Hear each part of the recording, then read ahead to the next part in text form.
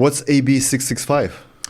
The emancipating the children when they're 12 years old. Okay. Sorry, there's so many different laws. So yeah, AB 665 is a law. It has passed. And it allows children 12 years old or older essentially it says to access mental health services without consent from their parents. So they can enroll themselves in mental health services. Again, sounds great on paper. Many different problems to this. Number one, enrolling themselves in mental health, meaning that if they want to check themselves into a state mental health, I'm not going to say an institution, it's a halfway home, okay? They can leave their house and check themselves in there and say, my parents don't understand me, my parents yell at me, they don't like me, they don't accept me, they are bad for my mental health, I want to check myself in here. They are able to do that without the consent of their parents, without the knowledge of their parents. At 12 years old, a child lacks medical capacity. To do so. I, as a physician, right, how do we check medical capacity? We assess your orientation. What is your name? What's the date? Where are we? Why are you here? Are you basically oriented? Sure. And then we say medical capacity. Okay, Vlad, if you do treatment A, or if you do decision A, tell me what the consequences of that will be. And then you tell me, I will get better, or I have a risk of dying. I might die on the table if I get this operation. If you're able to tell me that and you understand that, you have medical capacity. A 12-year-old child does not have medical capacity. This is why they need an adult, a guardian, a parent, somebody with them to consent. So a 12-year-old child is not consentable. They should not be able to consent for themselves for medical treatment in the absence of their parents. But that is what is happening. So when I was younger, there was a joke. I mean, I don't know if they did this in Lithuania, but when children went missing, their picture would be on a milk carton in the supermarket. Mm-hmm. So you would go, everybody buys milk, right? And so there was this joke when I was growing up, and they said, oh, be careful, one day you'll end up on a milk carton, mm-hmm. right? Like somebody's going to kidnap you. In those days when if a child ran away from home, the parents were sick, they put out this bulletin, everybody was looking for them, the police would find the child, reunite them with the parents. Now, if a child 12 years old runs away from home, police find the child, and the child says, I don't want to go home, my mental health is not good at home, my parents don't accept me, I want to access mental health services because my parents are bad for my mental health. That cop will not reunite the child with the parents. That cop will drive the child to the state houses where the child can do things. Those are not surveyed. They are not secured. And the parents don't know. And the crazy part is, even a child from Texas or Florida can hop on a bus and come to California. In California, they're like, okay, you're here, you can do this. Absolutely crazy. Absolutely crazy that can happen. It's not safe for my mental health just because my dad didn't buy me iPhone 15 because I have the iPhone 14. Right. So if you run away from home and you don't want to go back to your parents because your parents grounded you, in California, you can say, I want to check myself into mental health services and do that. Now, are kids going to do that? Maybe for a while, and then they'll probably get homesick, and then they'll say, oh my God, no, please, I want to go home, because they come to their senses. But there will be children with mental illness, with anxiety disorder, right, who don't know the difference, who can't see for themselves that, they've made a premature mistake. They've made a premature decision. That child, what do they need most? They need their parents. They need somebody responsible to consent for them, to help them get to their medical appointments, right? So this is very poorly thought out policy that is not, again, grounded in any medical ethical literature. Let's talk LGBT. Yes. So they call you anti-gay. You being yourself a gay, they call you anti-gay. Yes. But why don't they call, for instance, Soros an anti-Semite?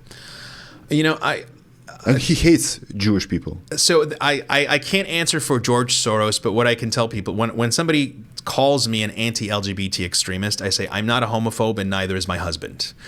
I say, apparently I'm not the right type of gay. Somebody not gay enough. So somebody asked me, I forget who it was, recently asked me and said, oh, it must be difficult being gay in the Armenian community. I said, it definitely wasn't easy, but, and said, have you found people who are very intolerant of you because you're gay? I said, ironically, the people who are most intolerant of me are the Gay Armenian Lesbian Association. So it's this association of gay Armenians who are very far left progressive, who are, you know, defund the police, all cops are bad, all of this stuff, social equity. Ironically, they're the ones who hate me the most. They're the ones calling me an extremist, a hateful extremist. And are there people?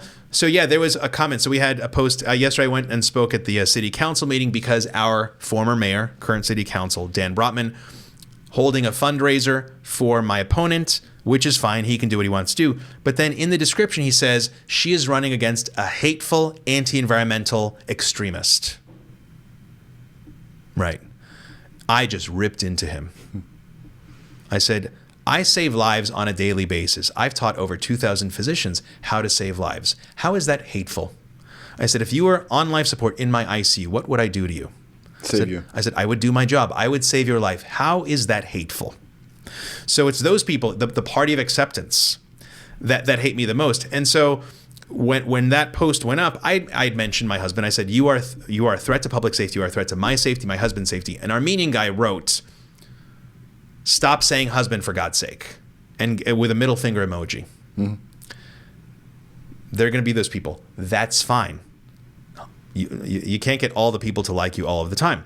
But I wrote to that man. I said, I am working hard for our community. I'm not asking you to like me. I'm asking you to respect me for my hard work, because you will benefit from what I'm doing. And then other people just kind of jumped on him. They called him a bigot. And I said, guys, don't use the words of the leftists. The rhetoric. You know, don't call bigot. Just let it go. Let it go, because you cannot argue with hard work. You cannot argue with good results. So are there people who are not accepting me in the Armenian community because they're homophobic? Yes. You know, my mother didn't speak to me for 4 years when I came out to her, and that was when I was 38. That was 7 years ago. She didn't speak to me. Okay. But, you know, we came back, we reconciled. She is now the biggest volunteer. She and my sister are the biggest volunteers, right, for the campaign. And so when people see the hard work, you can't argue with that. You can't argue with the good results, and that commands respect. So do people immediately like me? No. Do people eventually like me because they respect me and my hard work? Yes. So it's not impossible. And ironically, the biggest pushback and resistance that I've gotten are from the gays.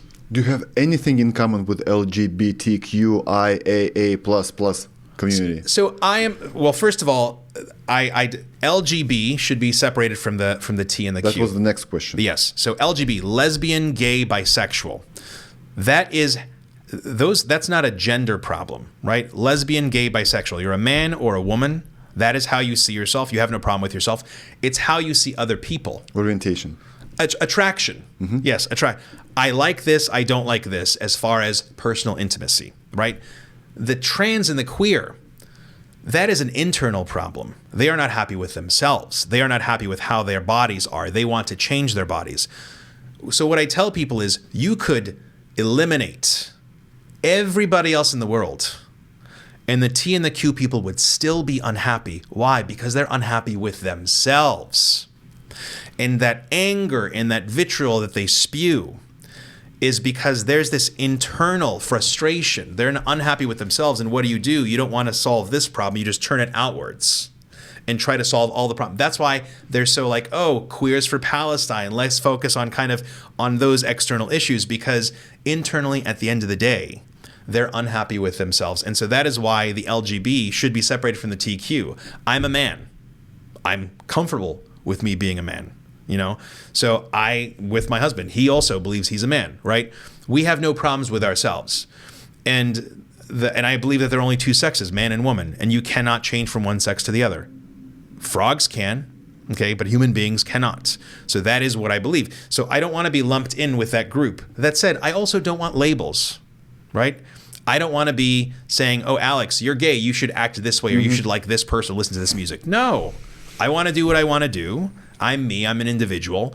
You know, same as in California, we're all about individualism, we're all about personal responsibility, you be you. So I try to move away from labels as much as I can, which is why initially I was a no party preference when I ran.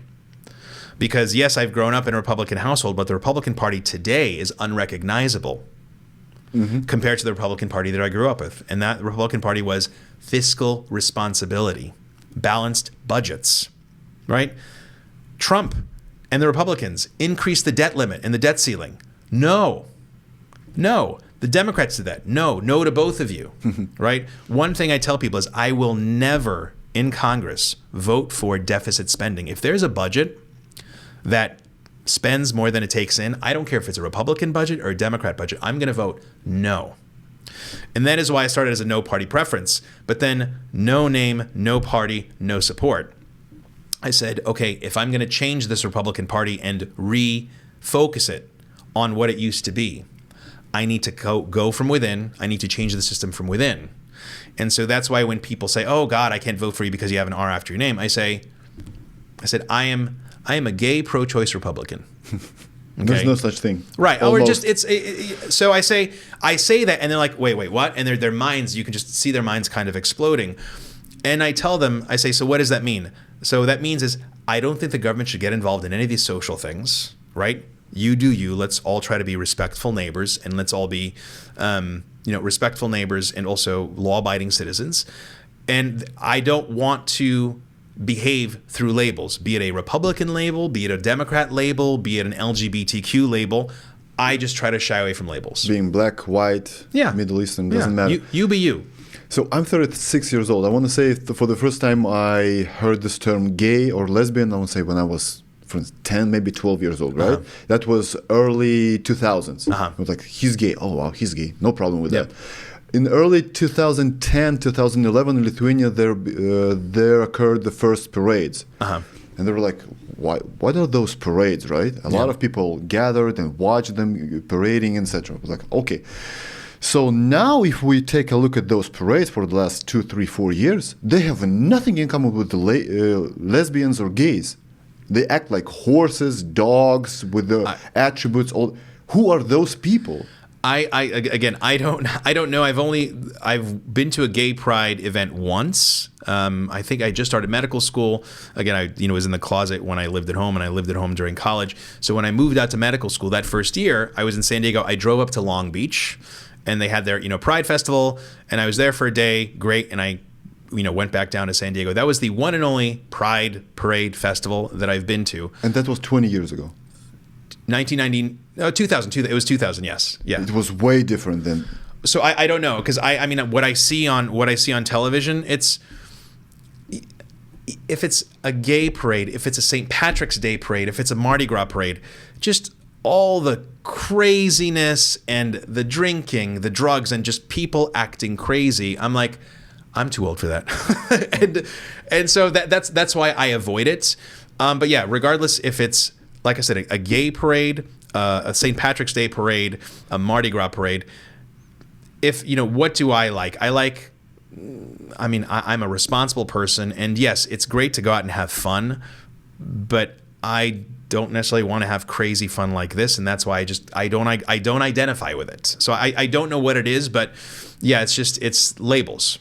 Right. So it's something like that, any sort of gay pride parade like that, or like I said, St. Patrick's Day parade, I just try to avoid it just because I think a lot of people come and they, for different reasons, act crazier than I would like to act. So in regards to transgenderism, you said if a child expresses a different gender, he has a higher risk of suicide. Why and how so? So again, I'm quoting information from the Trevor Project. The Trevor Project is this kind of unilateral project that puts out its survey results, and it surveys, people who are queer, gender questioning, etc. Let's just talk generally about mental illness, anxiety, depression. Let's talk about depression, one of the most common psychiatric conditions. So there are 8 criteria to diagnose depression. One of them is suicidal ideations, harming yourself, okay? You don't have to have initial suicidal ideations, but if you have, the 4 criteria out of the 8 to get, say that, okay, you're depressed, you're like, okay, we need to treat this before it actually turns into anything where you're going to be hurting yourself. So do people with depression always have gender questioning, gender dysphoria? No. But people with depression are just unhappy. They're unhappy with themselves. I wish I had a better job, or I wish I looked different, something, but they're unhappy with themselves. So gender dysphoria is a subset of depression, because the thing that you're upset about is just your body. You want to be different from your body or separate from your body. And the most extreme case of that is if you kill yourself. Okay.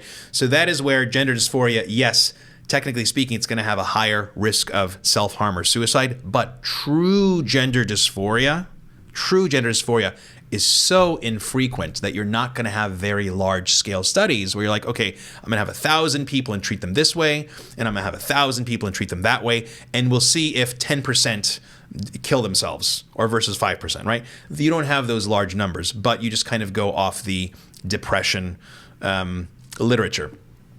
But other conditions as a symptom can have people who question their gender, especially now that you have connectivity in social media, where somebody is influencing that person. They're impressionable, and they have these feelings of upset. They don't know where they're coming from. They need to talk it out with somebody, and then somebody on social media says, oh, you're unhappy with yourself, you feel awkward in social situations, you don't have close friends because you don't have things in common, you try to talk with the girls in the girls' room and they don't accept you, maybe you're really a boy. And then this young, immature, impressionable person says, oh my God, maybe I'm a boy. And there you have it, the gender dysphoria. But their problem is not that they're gender dysphoric. It's just they had underlying depression, anxiety, whatever, and somebody said, oh, that's a symptom. That could be a reason why. Then there's been this rush by these medical activists. I'm not going to call them physicians, because physicians like me should be evidence-based. There is no evidence with gender dysphoria in children. There is zero evidence. But there are these medical activists who say, oh, no, you have to affirm these children's new identity. If you don't do it, they're going to kill themselves. And so they take these confused children and they take their anxious parents and they railroad them down this path of misdiagnosis. I'm not anti-trans. I am anti-misdiagnosis. And why do I say that? There are large-scale observational studies. Observational meaning you just watch the kids. You don't intervene at all. From Germany and also from the Netherlands. Large-scale, long-term, 15, 20 years, observational studies of these children who have gender dysphoria. 95% of children with gender dysphoria will outgrow it by the time they are adults. 95%.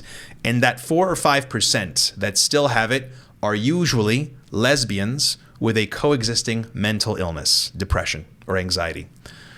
So put another way, for every one child with gender dysphoria that's going to grow up into an adult with gender dysphoria, you have 19 gay confused children who are going to become 19 gay, well-adjusted adults.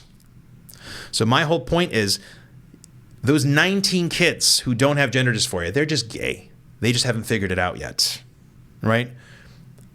I am anti-misdiagnosis in them. I am anti-mistreatment, malpractice in them.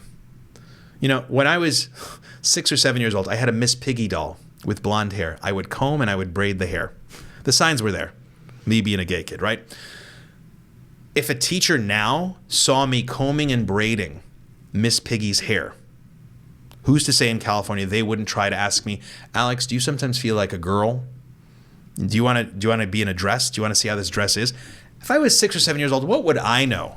Right? I wouldn't know anything. So I say, listen, let the effeminate gay boys turn into effeminate gay men, and let the tomboy girls turn into tomboy lesbians. Don't try to persuade them that they're another sex, because 19 times out of 20, they're just going to become gay adults. There's just that one child with gender dysphoria who's actually going to be an adult. That's a very good point. You can have attraction to the same gender without transitioning. Right. Just be gay or lesbian. That's it. You don't have to cut your penis off. Correct. And also, I mean, when you're 11, when you're 12, you got hormones running through your body, messing with your mind. Right? Literally. Messing with your mind. And there are also so many children, girls especially, who then when they're adults, they're like, oh yeah, no, I don't like girls anymore. I like boys. Right? So just it's like being on drugs, right? All the hormones that are running through your body. Let them become adults. Let that puberty finish. Let their minds become adult brains. And then ask them, okay, how do you feel now? And we have data to show that 95% of them level out and they no longer have gender dysphoria. And there's another interesting study from 1991. This is actually one of my favorites. It was a study looking at boys, 5-year-old boys in a gender dysphoria clinic. And that's usually when real gender dysphoria comes up, right around the ages of 4 to 6. Okay? Not when somebody's 11 or 12 years old. That is a sign of somebody who is awkward, somebody who may have social anxiety disorder and is isolated from their family because they don't know who to talk to. They look at social media and then they're impressionable and that seed is planted. True gender dysphoria happens right around 4 to 6. Like it's truly like a boy who says, oh, I want to cut off my penis. Like I want to dress in a dress. Like it's obvious. So, but somebody looked at boys in a gender dysphoria clinic and administered a survey to their moms to ask them about symptoms and things they thought, just to see if they could diagnose a personality disorder. Okay? And then they took boys in the community, not in a gender dysphoria clinic, and administered the survey to their moms. And we call that, the control group. So in this group of boys at a school and the moms took the survey, 3% of the moms had criteria to be diagnosed with a personality disorder. In the boys in the gender dysphoria clinic, their moms, 60% of them met criteria for personality disorder, usually borderline personality disorder. So there was a 20-fold increase. So that was a pilot study. It was a small study, but the hypothesis they generated at the end, they said this should be looked into. They said gender dysphoria might just be effeminate boys with overbearing mothers. So that's the kind of science that interests me, but let's test that hypothesis. Let's get data. Let's not be these medical activists who are railroading these confused children and their anxious parents down an irreversible path simply because it's the socially virtuous thing to do. But it became a religion. It became a religion because when you go to church, do the parishioners talk back to the priest? No. It's one way. Yes. Nobody talks back. Right? Nobody talks back. You accept it. Even if you don't accept it, you remain silent, and then other people are, like, oh, maybe other people accept it. That is what we did. Somebody was preaching to us very loudly. We were not talking back. Yes. Right? You have a problem. Yes. You have a problem. Correct. So our silence is what allowed this to develop and multiply. And I say no more. No more.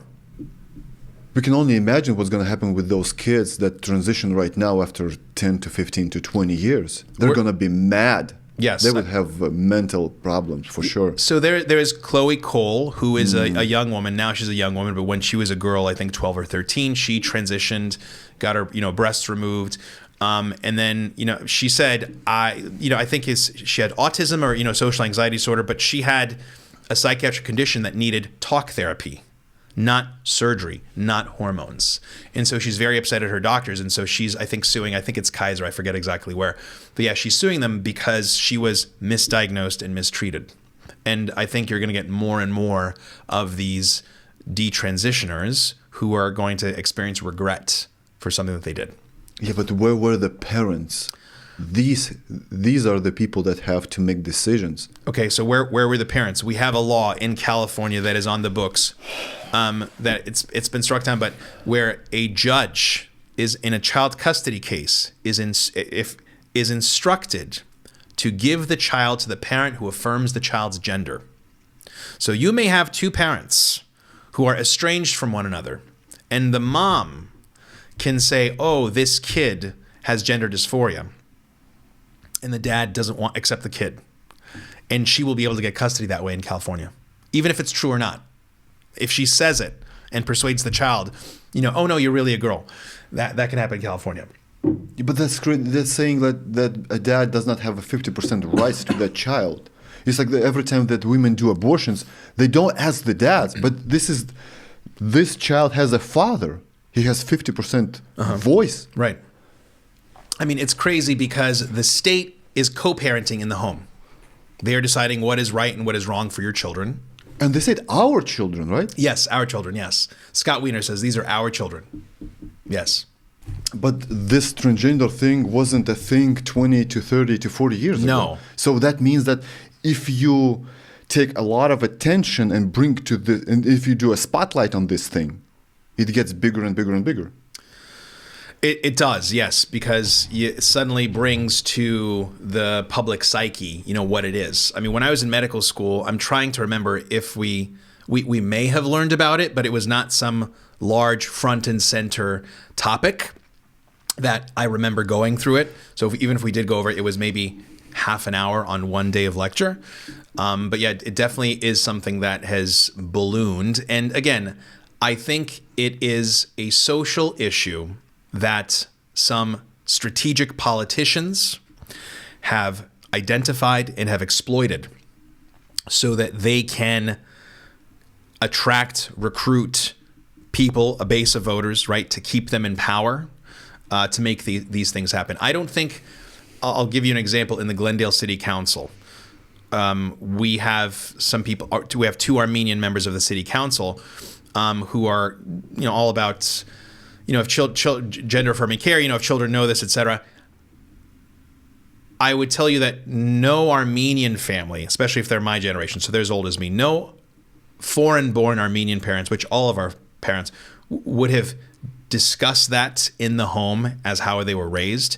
So I can tell you that that was not ingrained in them, the whole transgender affirming care thing. And even if they're neutral, I don't think that they, in their heart of hearts, believe that affirming a child into irreversible gendering transition is the correct thing to do. I think in the heart of hearts, they would say, let's try talk therapy instead of doing all this irreversible stuff. But they are paralyzed because they want to work their way up in the party. And speaking out against something like that will get them excommunicated from the party. And their political future is done. But at the same time, UK bans the puberty blockers. Say again? Puberty blockers were banned in the UK. They were banned in the UK. Why? Because there was no data behind it. So, right. So the National Health Service has an arm that looks at data, that looks at cost effectiveness and says, okay, because the country, the government is covering this care, we want to make sure that the care has measurable, meaningful outcomes and can be delivered efficiently using as few resources as possible. So when somebody actually looked at the data, what are we looking at? We should look at survival, right, suicide rates, or else quality of life. Were there any data to show that in children using puberty blockers for gender dysphoria, using surgery for gender dysphoria, was any different than talk therapy when you looked at suicide, when you looked at quality of life? No, there was zero data. So they said, we're not going to do this. Now, can they say, we will sponsor a clinical trial where everything is clearly laid out? People who come in are explained the risks and benefits. They are consented. They understand their participation, why it is. Can we set something up like that? Sure, let's do that. But at least it's structured. It is transparent. The children and their families have the option of revoking their consent and leaving the study, right? Do it systematically, not like these medical activists are doing it in these gender dysphoria clinics where everybody simply propagates the same groupthink. So transgenderism became such a loophole. So for instance, it's being used with with pedophiles in pedophilia, right? It's being used in jails. If you identify yourself as a woman, you're being incarcerated with the woman, right, and you rape other women, and nothing is being done because those transgenders are women as well, right? But they rape other women. But how about those women that are being raped? Don't they have any rights at all? That's a cult, like cult, true cult, not even a religion. That's a cult. I mean, and there's a case that Kamala Harris argued on behalf of a prisoner who wanted gender-affirming surgery in prison. And so that was approved based on her arguing it. And that person got that care when there are hundreds of thousands of older people with limited incomes who are on Medi-Cal, who cannot get their basic blood pressure medicines paid for. But we are approving for this non-life-threatening elective surgery for somebody in prison to change their gender. How about every day 21 veteran commit suicide? Yes. Every day? Right. 21. Right. So I'm a health services researcher. So I am a practicing physician. I save lives in the intensive care unit. I'm also a lung specialist. So I know about asthma, indoor air pollution, and the results that we should be looking for. I am also a health services researcher. I am a statistician, right? I do public health. So public health is all about getting the greatest good for the fewest resources, right? Getting the best outcome for as many people as possible while using the fewest resources. That is what public health is. And so, yes, we should focus. If I were president, what I would do is I would declare a national emergency, right? We declared a national emergency for the COVID epidemic. I would declare a national epidemic of mental health so that we could devote resources to people, veterans who are struggling, who are going to kill themselves, children who have social anxiety disorders but need correct diagnoses, correct treatments, people who have drug addiction, right, who are not going to be productive, who are going to have unintentional overdoses. And again, people like that guy on the freeway who got so upset at somebody cutting him off that he took a gun and fired into the car. There is an epidemic of mental illness in this country. We don't need to treat it with drugs, okay? We need to treat it with talk therapy. We need to reestablish these social networks that give us external clues as to how we're supposed to act, how we're supposed to be respectful in a society, and that is what I would try to focus on.